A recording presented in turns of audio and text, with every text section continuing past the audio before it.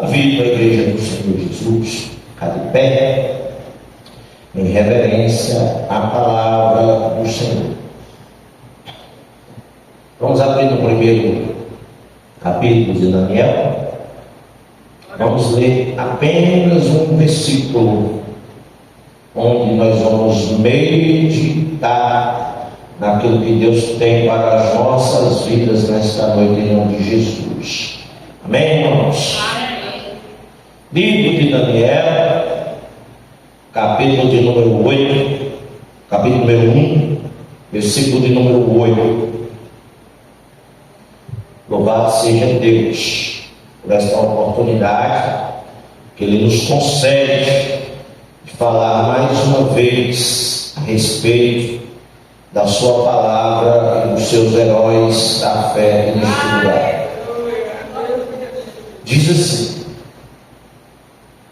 e Daniel assentou no seu coração não se contaminar com a porção do manjar do rei, nem com o vinho que ele bebia. Portanto, pediu ao chefe dos eunucos que lhe concedesse não se... Repita comigo em nome de Jesus. Que lhe concedesse não se contaminar. Feche seus olhos.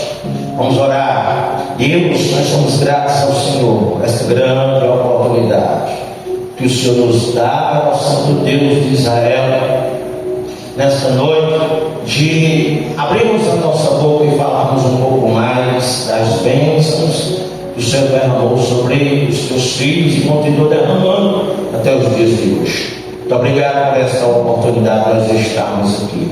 Senhor, que esta mensagem venha falar ao nosso coração. O Senhor venha colocar por terra todo impedimento, todo bloqueio que o inimigo possa estar querendo derramar sobre as nossas vidas, mentes, ouvidos, sentimentos nesta noite. Seja aqui ou onde essa mensagem alcançar, que tudo, ó Senhor, seja, ó Pai Santo, Pai querido, conforme já está escrito nos teus livros. Hoje é dia de campanha, jejum de Daniel, ó Senhor, mas pode ser também dia de cura, libertação, prodígios, sinais e maravilhas. A tua palavra diz que os sinais eles acompanham aquele que crê. Nós cremos, ó Santo Deus.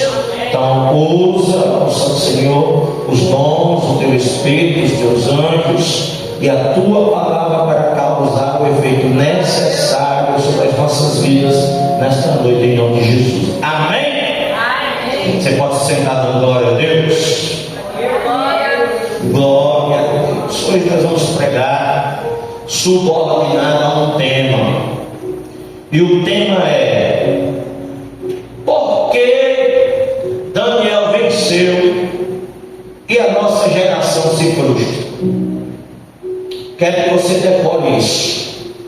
Por que Daniel venceu e a nossa geração se frustra, se entristece, se inquieta, não consegue alcançar os seus objetivos, não consegue alcançar os seus sonhos, não consegue realizar os seus desejos, e muitos deles, diaconisa Eucilene, dignos de louvor e de exaltação do Senhor. Por que será que o Espírito Santo de Deus, através do seu poder nesta noite, possa nos dizer o porquê?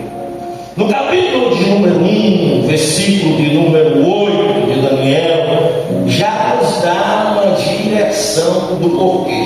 Por que Daniel venceu? Por que Daniel alcançou? Por que Daniel atingiu a meta, mesmo sendo lhe tirado tudo que tinha? Apenas a nível de conhecimento, eu quero deixar para você o contexto histórico do que estava acontecendo naqueles tempos. O cativeiro de Daniel ele ocorreu durante a primeira deportação. Deportação é quando se tira alguém à força de um lugar. É aquilo que nós estamos vendo nos dias atuais, não é? Quando o presidente dos Estados Unidos, e sempre assim quando o novo presidente dos Estados Unidos assume, uma das suas primeiras atitudes é deportar pessoas que estão lá ilegalmente, vamos dizer assim, não é? Que assim eles acham, vai pra cá, presta atenção. Então eles deportam. Isso aconteceu nessa época aqui. Na primeira deportação, né, que foi tirar o povo de Deus de dentro das suas casas e levar para o cativeiro da Babilônia, foi por volta do ano 605 a.C. E foi por causa do rei Nabucodonosor II, conquistou Jerusalém e levou os nobres que ali estavam. Ou seja, ele deu uma ordem: aqueles que tiver boa aparência, aquele que tiver inteligência, aquele que vocês notarem que é destacado, traga-os, eles vão me servir, vão estar aqui a serviço do rei no meu palácio. Isso não aconteceu apenas uma vez, tem muitas pessoas que não sabem, mas há muitos outros homens de Deus, mulheres de Deus, que foram levados cativos nessas deportações que aconteceram por 3 vezes consecutivas. E qual foram elas? A primeira deportação foi essa que nós acabamos de falar, no ano 605 a.C. Na segunda deportação foi no ano 597, antes que Cristo, foi pelo rei Joaquim, que levou o profeta Ezequiel e muitos outros. A ordem está inversa, me perdoe. A outra deportação que houve foi no ano de 586 anos antes de Cristo, onde o templo de Jerusalém foi destruído e queimado, e o povo foi levado para o exílio. Você pode ler algo sobre isso no livro de 2 Reis, capítulo de número 25, do versículo de número 8 ao 12. E por que isso aconteceu? Simples, porque o povo estava em pecado. O povo estava fazendo algo que desagradava a Deus. Isso nós podemos ler ali no capítulo, fala aí, Juliano, por favor, de Jeremias, capítulo número 25, versículo de número 6 e 7, que vai dizer assim: e não andeis após deuses alheios para os servires e para vos inclinares diante deles, nem me provoqueis a ira com a hora das vossas mãos, para que vos não faças mal, para que eu não vos faça mal. Já viu o aviso de Deus? Por quê? Porque o povo já estava envolvido com a idolatria a deuses estranhos. Também ocorria naquele tempo algo que começou a acender a ira de Deus, além da idolatria, e o olhar de Deus para aquele povo de uma outra forma. Nós podemos ver isso no livro de Isaías. Por favor, aí, Juliana, diaconisa Juliana, Isaías, capítulo número 1, versículo de número 23, que vai dizer o seguinte: os teus príncipes são rebeldes e companheiros de ladrões, são parentes. Isso foi lá em 586 a.C. Parece que estamos falando dos dias atuais, né? Mas foi lá em 586 a.C. Diz assim: os teus príncipes são rebeldes e companheiros de ladrões, cada um deles ama os morros e corre após salários, não fazem justiça ao órfão e não chega perante eles a causa das viúvas. O segundo motivo da permissão do Senhor para que a Babilônia levasse o seu povo cativo foi a corrupção e a injustiça social. Diga assim: primeiro motivo, idolatria. Diga assim: idolatria. Segundo motivo, diga assim: corrupção e injustiça social. E o terceiro, pastor, qual foi o terceiro? O terceiro nós vamos ver no livro de 2 Crônicas. 2 Crônicas, capítulo de número 36, versículo de número 15 e 16, que diz assim: e o Senhor Deus de seus pais lhe enviou a sua palavra pelos seus mensageiros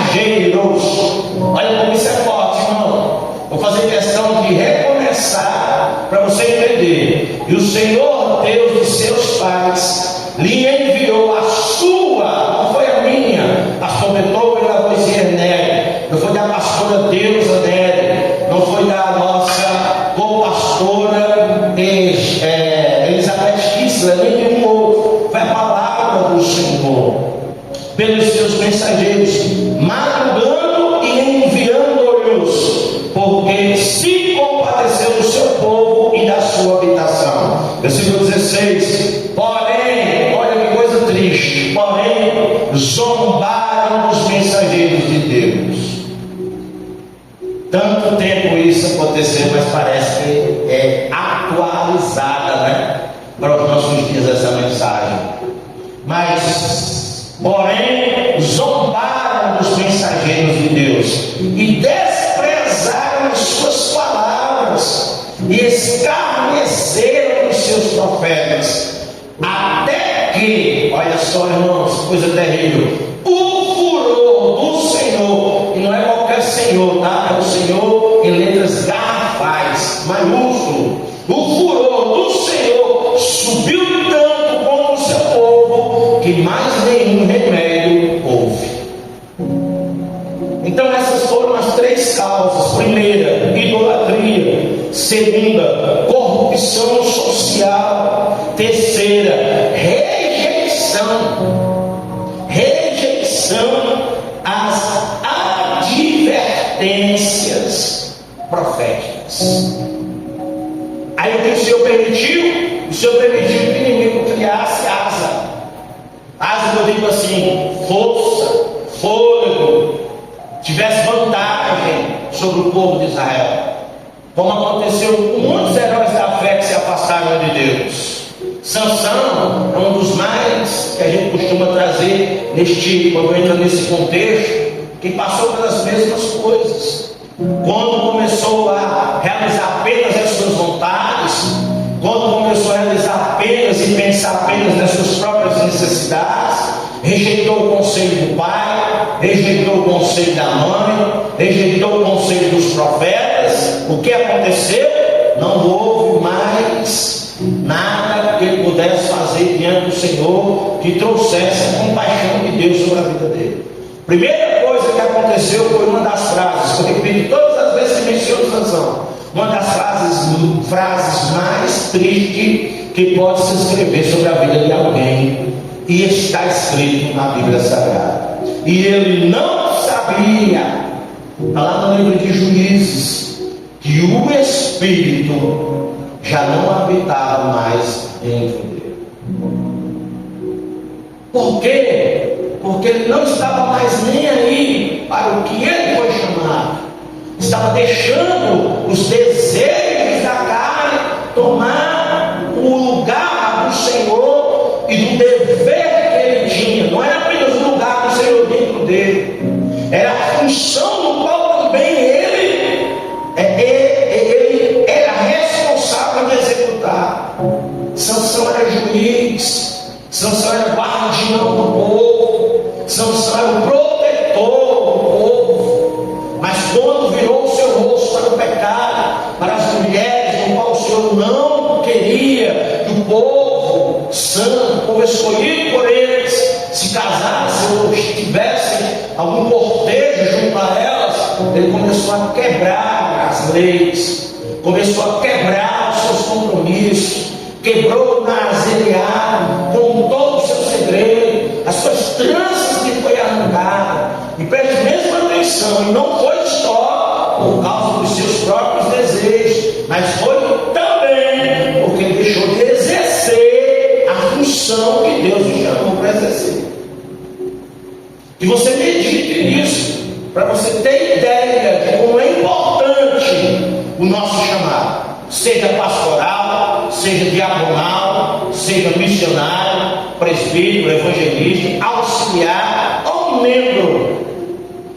Todos nós temos uma função específica no corpo, e se nós falharmos, o corpo vai padecer, vai sofrer. Se o pé parar de funcionar, o corpo inteiro vai ter que arrastar o pé e andar manquejando. A passada vai diminuir, a marcha vai diminuir, o ritmo vai diminuir. Por isso que nós não podemos desanimar diante da presença do Senhor.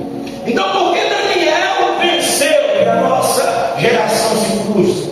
Por estes motivos, principalmente. No capítulo 1, versículo 8, que nós lemos, diz assim: e Daniel assentou no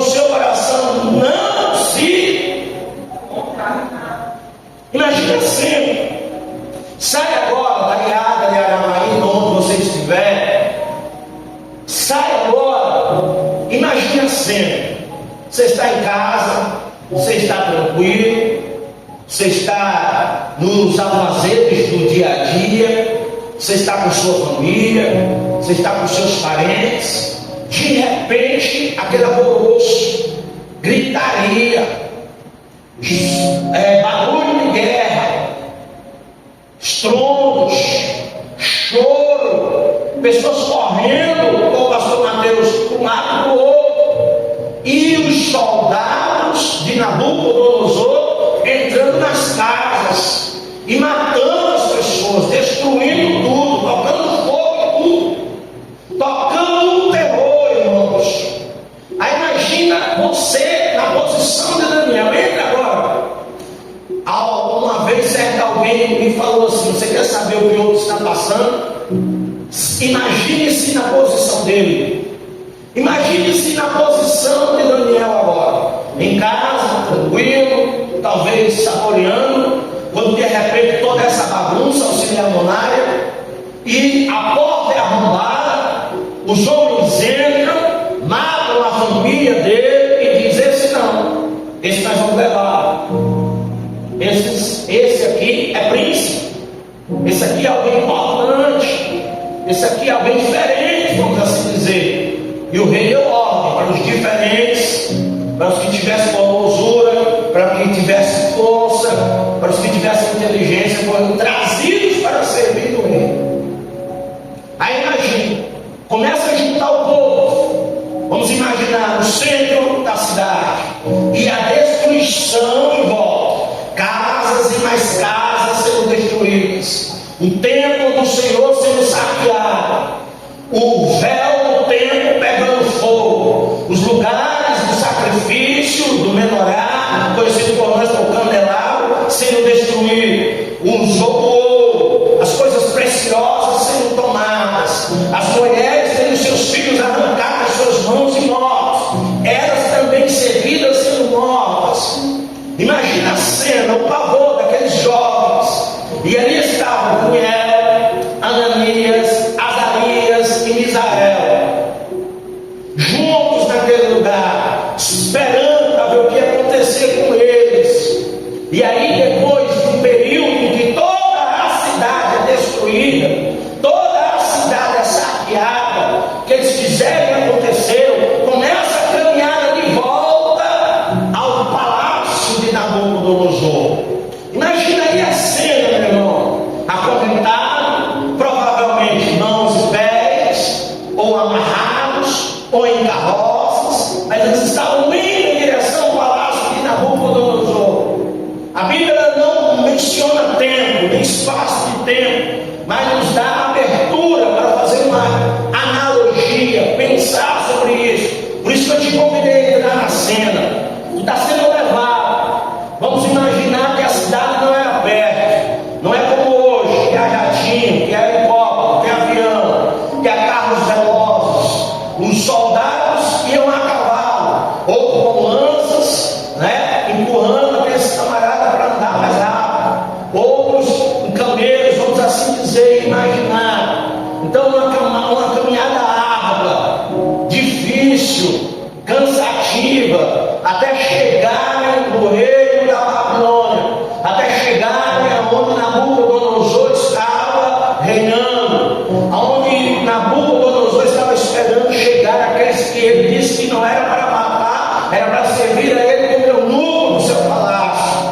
Aí quando chega lá, eles são colocados num lugar e diz assim: tiram, vamos imaginar isso, tiram as correntes, tiram as cordas das mãos, libertam eles, e diz assim: agora vocês vão ser lavados, agora vocês vão ser limpos, agora vocês vão ser vestir roupas novas, vão ser adornados, porque a cultura era outra, o jeito que o povo se comportar era outro, e começaram a adornar os jovens, vestir os jovens, e de repente traz eles para uma mesa extraordinária. Imagina, irmão, tu está cansado, tu está fatigado, tu está com a mente perturbada, porque a cena foi vendo crianças, velhos, moças, senhoras, senhoras, senhores sendo mortos, a tua própria família sendo morta, e de repente o camarada te coloca diante de uma mesa, onde a palavra do Senhor diz que lá estavam os manjares. Os manjares que eram servidos ao próprio rei. Imagina, irmãos, imagina a cena. Abre-se as portas, você vê a mesa. Imagina quantos daqueles jovens que não correram para a mesa para comer, famintos, com sede, querendo pelo menos sentar para descansar as pernas. E quando a gente está cansado, a gente lembra logo também de forrar a barriga, de comer para saciar. Quando a gente está preocupado, a gente também quer comer. Quando a gente está pensativo, a gente também quer comer. Tudo nos leva a comer. Mas olha Daniel, ele olha para o ambiente. Daniel, ele olha para o lugar. E ele vê deuses estranhos. Ele vê consagração a deuses estranhos naquele momento. Aí a palavra diz no capítulo de número 1, versículo de número 8, que ele assentou no seu coração. Ele tomou uma decisão no seu coração: estou com fome, estou com sede. A comida parece deliciosa, maravilhosa, mas Daniel tinha instrução, e a instrução que foi lhe dada foi gravada nas tábuas do seu coração. Não entrou no ouvido e saiu no outro. Ele entendeu, ele compreendeu. Ele disse: não posso me contaminar, não posso fazer usufruto desses lugares, não posso comer dessas coisas. E a palavra diz, se você continuar no texto do capítulo 1, que ele se direciona ao Senhor, ao mestre, vamos dizer assim, ao coordenador dos eunucos, e diz: olha, me deixa comer apenas os legumes, me deixa comer apenas as coisas que ninguém quer comer, me deixa comer essas coisas aí. O homem olha para ele e diz assim: eu posso perder a cabeça por causa disso, porque a minha ordem é de alimentar vocês. Se o rei, quando vier passar vocês em revista, ver vocês com colheira, ver vocês cansados, ver vocês fatigados, eu perderei a cabeça por causa disso, porque a minha ordem alimentar é deixar vocês fortes e bonitos. Mas Daniel pede e deixa comer os legumes, faz prova, faz um teste. Aí a palavra do Senhor diz que Deus, olha só que coisa forte, Deus deu graça a Daniel. Deus deu graça a Daniel diante do chefe dos eunucos, conhecido por Aspenaz, se eu não me engano. E aí ele disse: tá bom, faz, não come. Daniel era alguém tão diferenciado que a palavra diz e menciona que foi ele que assentou no seu coração, mas a sua atitude influenciou mais três.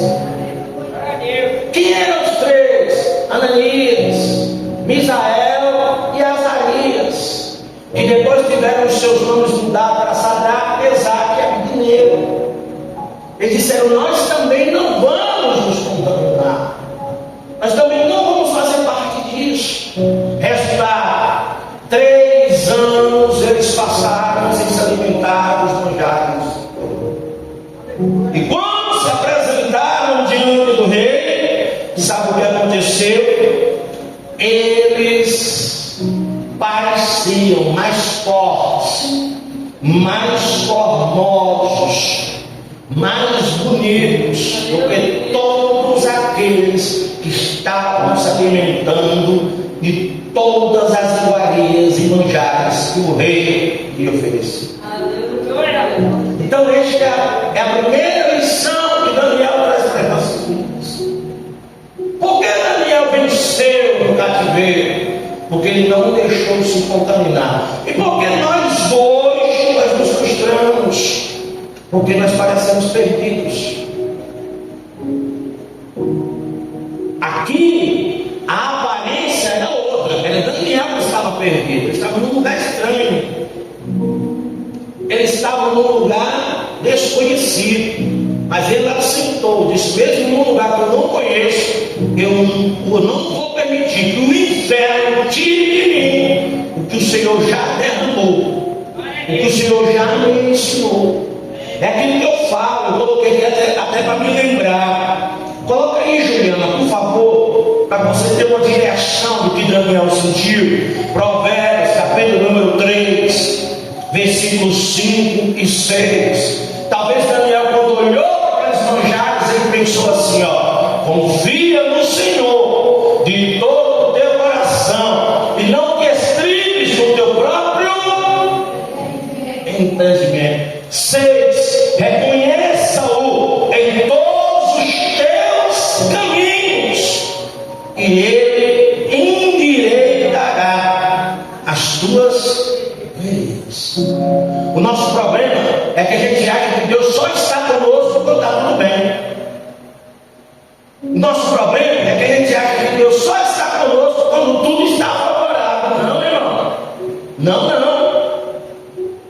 Na maioria das vezes Deus está conosco é na hora da prova.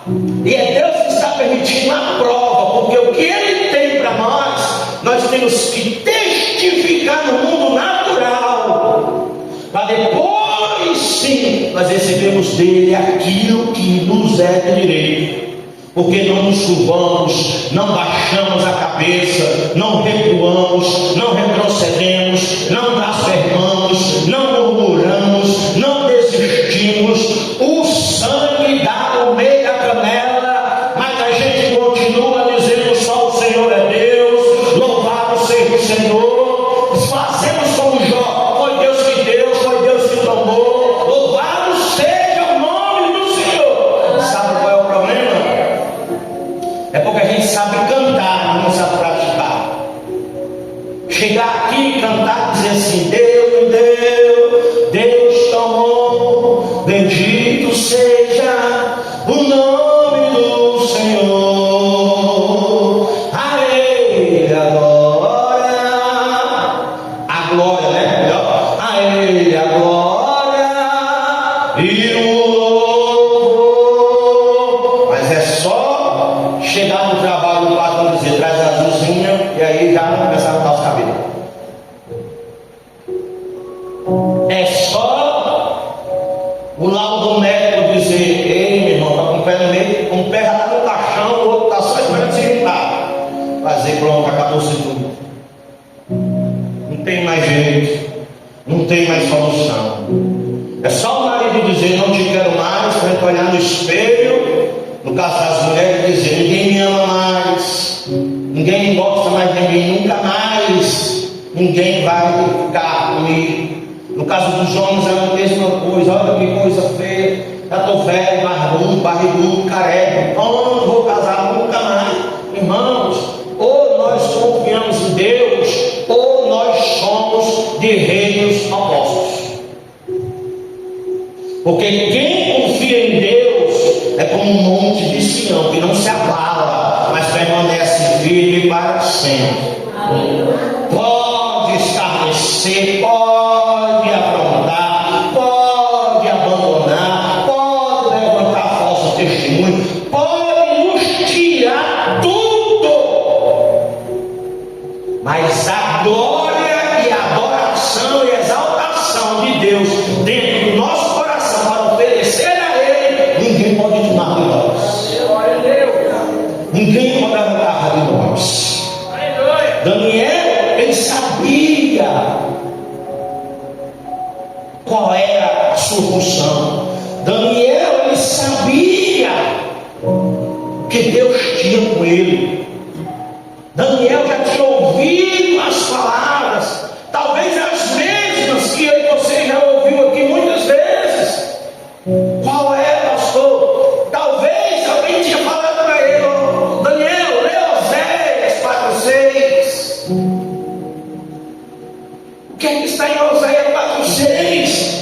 meu povo foi destruído porque lhe faltou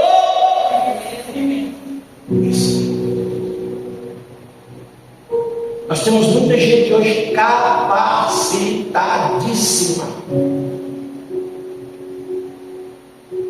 para fazer coisas extraordinárias, mas pergunte algo da Bíblia. Coloca o microfone na mão e diga assim: vem orar. Coloca o microfone na mão e diga assim: vem tomar conta do culto. Vai evangelizar. Pessoas com 10, com 20, com 30, com 40 anos de igreja. Não tem uma palavra para alguém chegar assim e dizer: me dá uma palavra que me anime, que realmente faça sentido na minha vida para aquilo que eu estou passando. Hoje eu sentei 10 minutinhos ali na frente da TV com minha esposa, nós estamos vendo no jornal. Aí parou o jornal e disse assim: agora vai passar a minissérie O Rico e Lázaro. Aí nós paramos. Aí o jornalista disse assim: não perca a cena impressionante do jovem sendo jogado na fornalha de fogo ardente. Eu me perguntei: o que tem a ver com o Rico e Lázaro?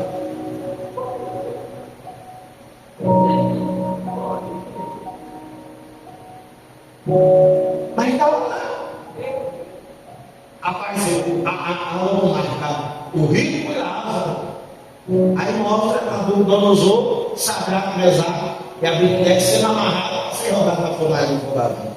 Eu digo: é do mesmo jeito que estou aqui hoje. Não sabe juntar, com B, C, não sabe o alfabeto, se perde, não sabe nem o que estão falando. Então, o primeiro motivo é esse, meu irmão. Muitos estão andando sem direção, e quem anda sem direção também anda sem propósito e principalmente sem compromisso com Deus. Porque se eu perco a direção, eu perco a bússola. Quem é a bússola? É Deus.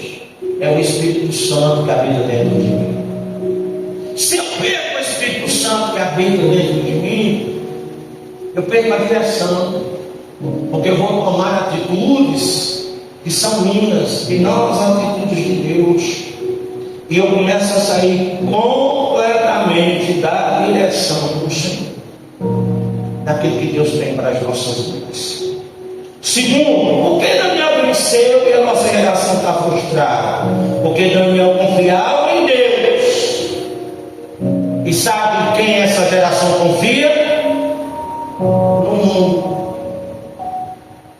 Ah não, pastor, aí o senhor pegou pesado. Peguei não, irmão. Peguei não, viu?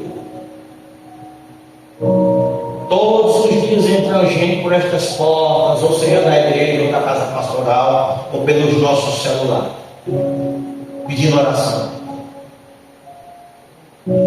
Me ora por mim, me dá uma direção, me faz, me ensina a ser crente, me diz porque o mundo está desabando sobre a minha cabeça. Aí eu lhe pergunto, meu irmão, eu e você precisa passar por isso? Não. Sabe por que está passando? Porque confia em pessoas.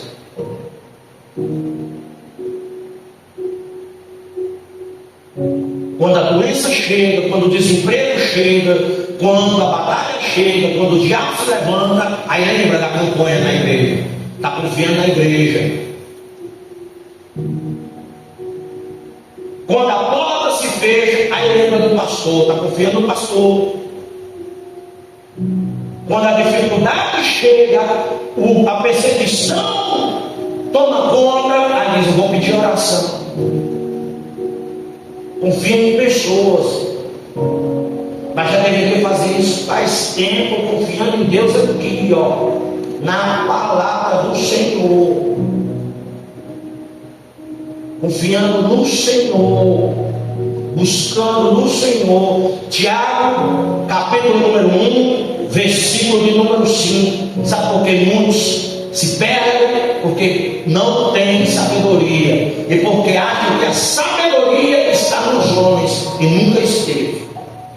A sabedoria está em Deus. Tiago 5 diz assim: que todo aquele que busca sabedoria, buscar primeiramente em Deus, que a todos os dá liberalmente e não vão se buscar.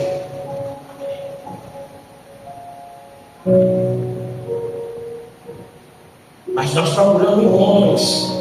Não, pastor, Deus, a hora o milagre vai acontecer. Não, pastor Beethoven, a hora o milagre vai acontecer. Não, fulano de tal hora o milagre vai acontecer.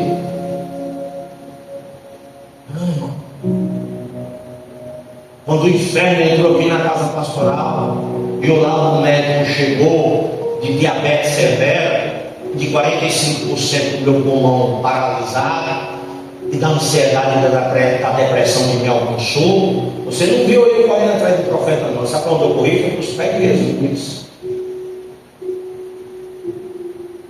Senhor, se é pecado, cobra o meu pecado, me perdoe, pode me levar. Mas se ainda há propósito, me cura, Deus. Vou te fazer essa oração todas as vezes. Até que o próprio médico que olhou para mim e disse: quem disse a você que você tinha fibrose? Eu disse: o senhor. Eu pensei: não tem nada. O médico disse que eu tinha diabetes. Quem disse a você que você tinha diabetes? Eu disse: o senhor. Eu disse: você não é nem prega para diabetes. Eu saí da clínica, me ajoelhei no meio da clínica, o povo tudo olhando para mim, uns rindo, outros dizendo: isso é isso é um alienado, isso é uma pescalhada. Mas eu estava adorando ao Deus que me curou naquele lugar. É isso, irmãos. Por isso que Daniel foi vitorioso. Daniel, capítulo de número 2, versículo 17 e 18, vai dizer assim: então Daniel foi para sua casa e fez saber o caso de Ananias, Israel e Azarias e seus companheiros, para que pedisse misericórdia ao Deus dos céus sobre esse segredo, a fim que Daniel e seus companheiros não perecessem como o resto dos sábios da Babilônia. É por isso que eu estou dizendo: tem pessoas que confiam em homens, mas tem pessoas que confiam em Deus. É Deus que revela o profundo, o oculto e o escondido. Quando Nabucodonosor chama e diz assim: vocês vão ter que dizer por que está acontecendo isso, ninguém sabia nem o que era, mas o Deus que está entre nós nesta noite falou o que ia acontecer. Quando a mão apareceu, Roberto Sazar escreveu na parede, nenhum dos sábios que se lambuzaram nos manjares oferecidos a deuses estranhos soube ler, mas Daniel soube interpretar. Isso é a diferença, irmão, de quem confia em Deus e de quem confia em homens, de quem busca no Senhor e de quem busca em pessoas. É por isso que muitas vezes deixamos a igreja, porque o nosso espelho é homens. É por isso que muitas pessoas chegam, e às vezes eu já ouvi muito isso como pastor, muitas igrejas por onde passei. Eu já ouvi muito isso, pastor, não digo que o senhor saiu, eu saio também. Nunca teve aqui dentro por causa de Deus. Nunca teve aqui dentro por causa do Senhor Jesus. Nunca teve aqui dentro por adoração ao que Deus tem feito na vida. É por isso que o primeiro é por isso que o primeiro dia do pastor não dá paz, a pastora não dá abraço, vai embora. Porque diz assim: essa igreja não me ama, esse povo não me ama, esse povo não gosta de mim. Irmãos, nós não estamos aqui para ser amados por povo. Deus já nos amou muito antes dessa igreja de existência. A palavra diz que Ele nos amou que deu o seu único filho na cruz do Calvário para morrer por mim e por você. É este amor, irmãos, que supre a nossa necessidade. É este amor que fortalece a nossa fé.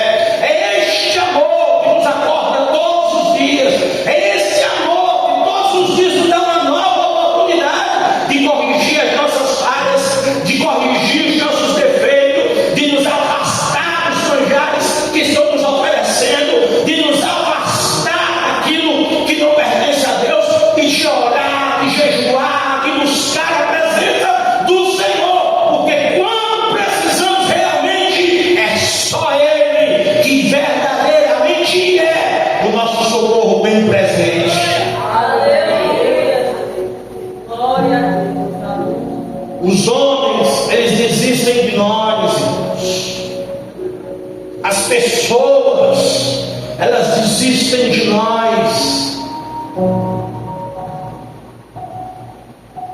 Existe muita lorotinha aí, existe até musiquinha aí. É preciso amar as pessoas.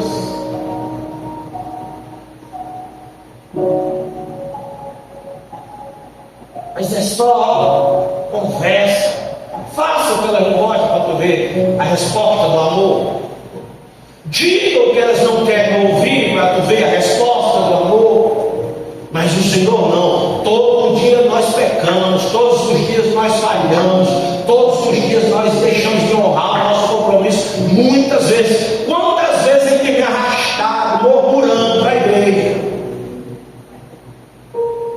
dizendo assim: que é isso, que coisa terrível, 21 dias indo para a igreja, vem porque não quer entristecer o coração do pastor, vem porque não quer entristecer o coração da pastora, vem porque está com medo de ficar mal falado na igreja, mal falado na igreja, mas não vem porque ama verdadeiramente a Deus e quer conserto para a sua vida.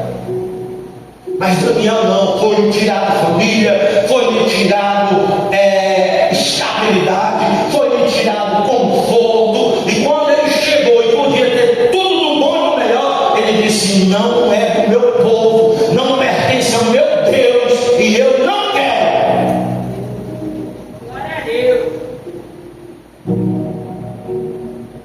E hoje, tudo diferente. Sabe por que Daniel venceu? E muitas vezes nós nos frustramos, não alcançamos os nossos sonhos, porque Daniel também tinha uma baita de uma qualidade. Que qualidade era essa? Daniel, ele era íntegro. E sabe o que a nossa geração é? Superficial, rasa de conhecimento. E sabe onde é mais? Talvez você goste ou não está nem aí, não está nem se preocupando. Muitos chegam em casa, só lê o livro de Daniel, de ano em ano não tem a campanha na igreja. E olhe lá. Muitos chegam em casa, pegam a Bíblia e jogam lá. Os que se preocupam ainda de ter Bíblia, pega ela e joga lá, na estante, ou perto da TV, ou na cabeceira da cama, coloca lá. Aí isso é no domingo. Aí segunda não tem culto, a Bíblia está lá. Terça-feira não deu para vir, a Bíblia está lá. Quarta-feira não tem culto, a Bíblia está lá. Quinta-feira eu vou, mas de repente convite para o churrasco, a Bíblia está lá. Domingo eu vou, é ceia, aí pega a Bíblia. Mas não para, se levanta na correria para olhar celular para ver se tem alguma mensagem, mas esquece de abrir a Bíblia para ouvir a verdadeira mensagem, para conversar com quem deveria conversar, para ter direção para o seu dia. Esquece de dobrar os joelhos e agradecer a Deus pela noite que dormiu, porque muitos vão dormir e não acordam. Daniel era íntegro. Capítulo 6, versículo 10. Nós falamos disso há 2 dias. Daniel, pois, quando soube que a escritura estava assinada, entrou em sua casa. Ora, havia em seu quarto janelas abertas da banda de Jerusalém, e 3 vezes no dia se punha de joelhos, orava e dava graças diante do seu Deus, como também antes. Não foi quando chegou lá e foi escravo, não. Não foi quando perdeu a família, não. Não foi quando foi acorrentado, não. Ele já fazia isso antes. Isso chama-se integridade. É não mudar, é não se corromper, é não temer as leis que tentam usurpar o nosso direito de adorar o nosso Deus, que são lançadas até os dias de hoje para tentar silenciar as vozes proféticas nas cidades, nas ruas, nas praças, nos presídios, nos hospitais. Mas Daniel, ele não se curvou nem diante do próprio rei,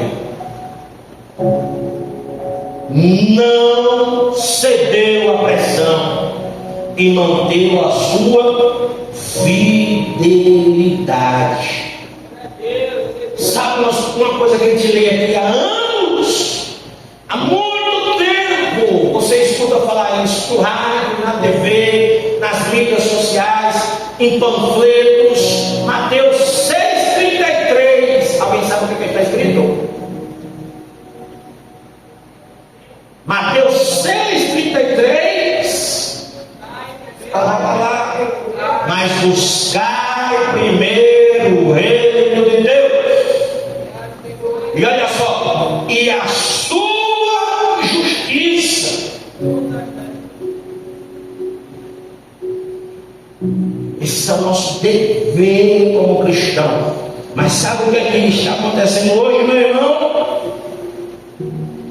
O que está acontecendo hoje é que as pessoas estão buscando é a bênção. Bênção, mas sem compromisso. Querem bênção, mas não querem santidade. Querem bênção, mas não querem obediência. Querem a bênção, mas desonram o abençoador. E aí? Como eu vou encontrar aquilo que eu queria? Por que Daniel venceu? Porque ele decidiu viver para Deus. Não foi viver com Deus, ele decidiu viver para Deus.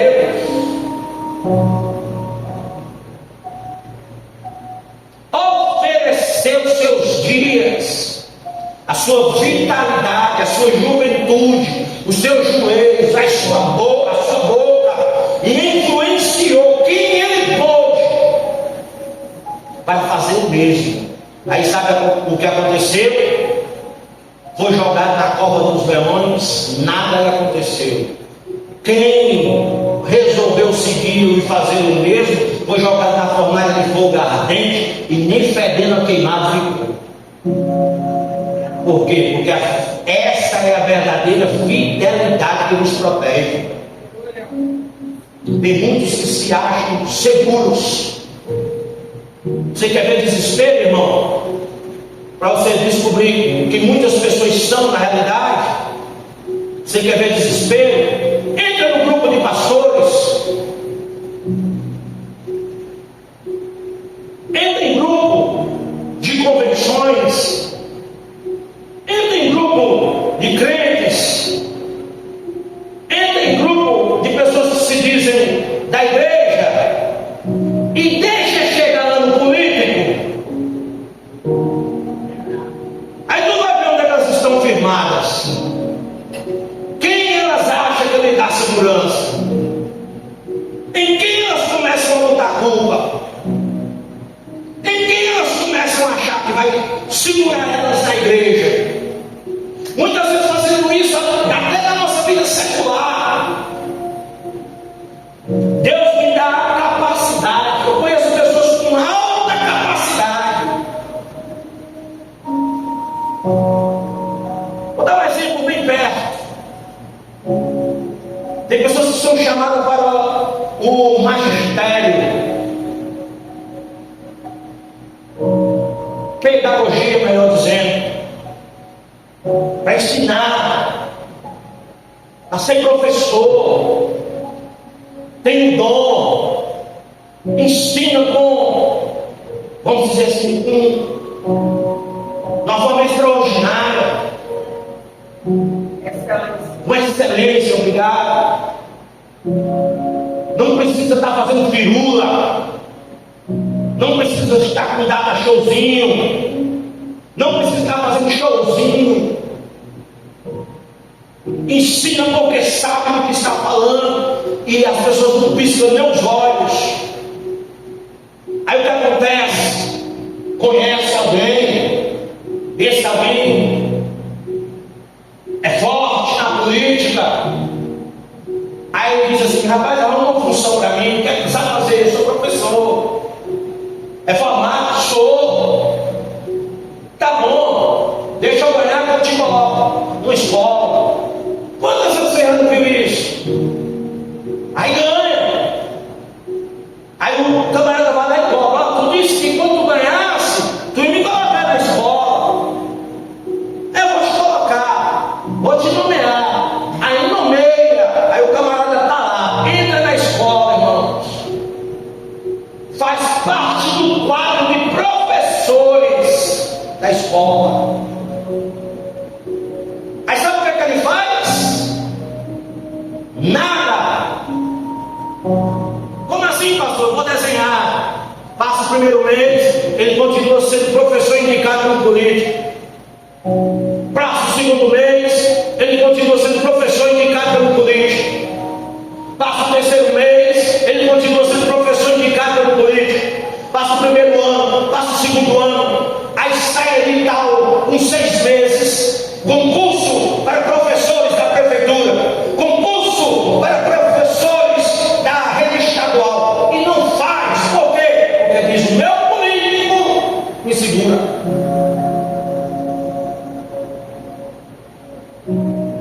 Aí chega no ano que vem, o que acontece? O político perde. Aí o que é que o político da oposição faz? Diz assim: vou tirar todos os babões, vou tirar todos os pau mandados do outro, porque vou ficar aqui só passando as coisas que eu estou fazendo aqui, ficar com a de trás. Tira. Aí o camarada vai lavar prato, vai trabalhar em Lava Jato, diploma lá na parede, mas passou 4 anos acomodado. E assim é: professor, médico, a administração, contabilidade e muitas outras. Estamos vivendo um tempo, sabe do quê? Do QI. Não é coeficiente de inteligência, não. É quem indique. Aí não se preocupa de estudar, não se preocupa de realmente ser concursado, nem poder mais tirar. Não busca Deus de verdade. Aí quando o pau desce, aí lembra assim: eita. Aí quando olha, já está com 50 anos nas costas. Sabe que eu filho foi 51. Já estou tão velho, já vai 52.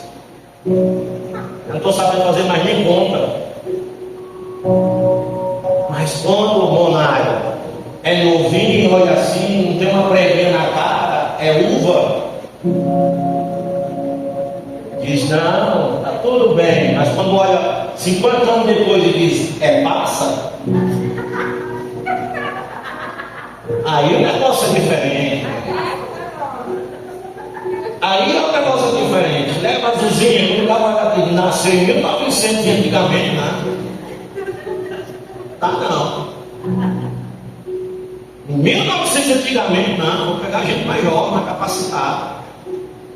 E tu, filho, sabe o quê? Eu e tu, obsoleto. Substituível. Por que, amados? Porque depositamos a nossa fé em pessoas. A geração atual sofre porque está sem propósito, sem confiança em Deus e sem integridade. Então o que precisamos fazer? Ser firmes nos nossos propósitos, confiar completamente em Deus e, por fim, e o mais importante, ser fiel. Agora não é fiel quando tem bolinho, não. Não é assim? É ser fiel quando você está no jejum de Daniel e a vizinha em cima de vender espetinho na frente da tua casa. E a casa não dá um cheiro de carne, então tem que comer só ovo. Quando tem ovo,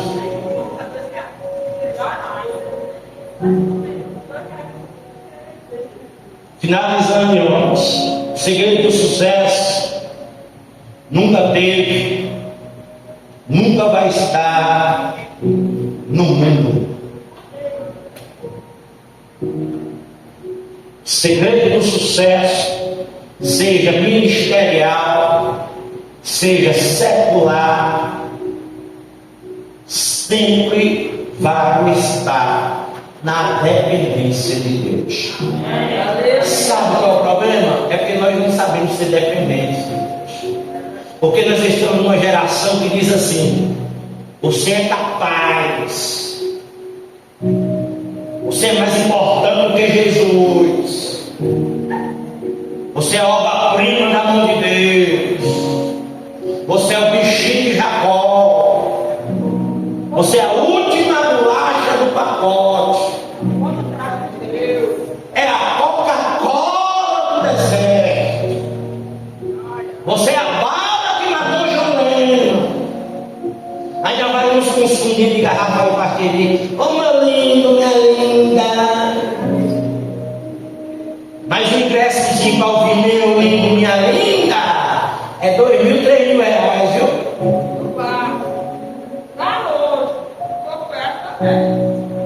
Não pense que entra com 1 quilo de alimento não perecível, não. Confie em Deus. Segure-se em Deus.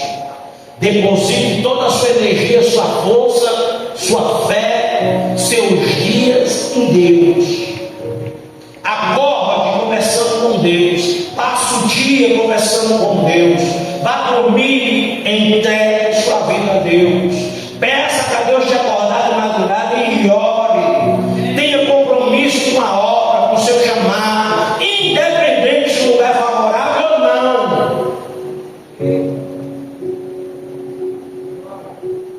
Pode ser, porque se eu dissesse que não, eu estaria cometendo o mesmo erro que muitos ali fazem. Pode ser que você não alcance todos os seus objetivos aqui, mas eu garanto para você que o seu maior e o melhor galardão da sua vida você vai receber, que é entrar nas mansões celestiais, ser recepcionado por Jesus Cristo, receber o novo nome e viver eternamente tendo eu como seu Senhor. Essa vai ser a nossa maior alegria. Isso aqui é passageiro, passa, fica, mas as coisas do Senhor, elas são eternas e vai valer a pena. Todo esse sofrimento, toda essa angústia, todo esse jejum que fazemos, muitas vezes achamos que não está valendo de nada. Não pense não, viu? Talvez Deus já te deu até livramento e tu nem sabe, tu nem viu. Só por causa do teu jejum. Talvez o diabo já tenha chegado na porta e disse assim: não vou entrar não, porque tem alguém nesse jejum.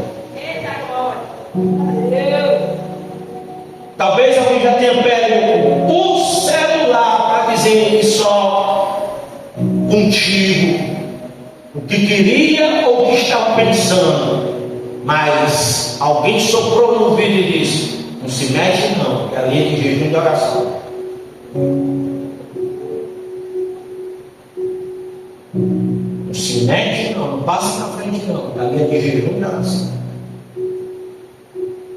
Os que confiam em Deus, fiquem de pé. Muito obrigado. Sou grato a Deus pela sua vida. Você está aqui.